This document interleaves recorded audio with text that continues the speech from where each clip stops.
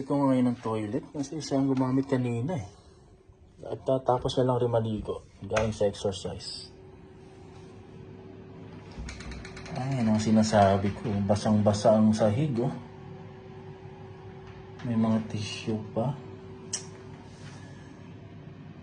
Hindi ba pwede to?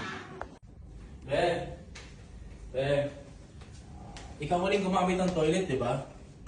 Lugasan mo yung dumi, linisan mo yung toilet doon, Bing. Grabe ka naman, nakarang araw ako na naglinis noon. Nung ako nang gumamit, daming galit mo. Tapos, ngayon ikaw ang gumamit, tapos mo maligo, hayaan mo na madumi yung toilet. Grabe naman to.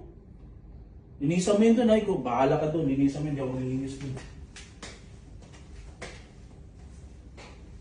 A few moments later. A few minutes.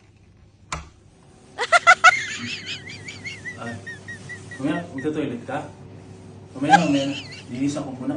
Ang dami kasi na dito, ang mahawakan na. Kaya siyempre, hygiene. Kaya natin linisan ng gusto. Mamaya ka na maglano, ha? Ano lang to? 5 minutes lang. 5 minutes lang. 5 minutes.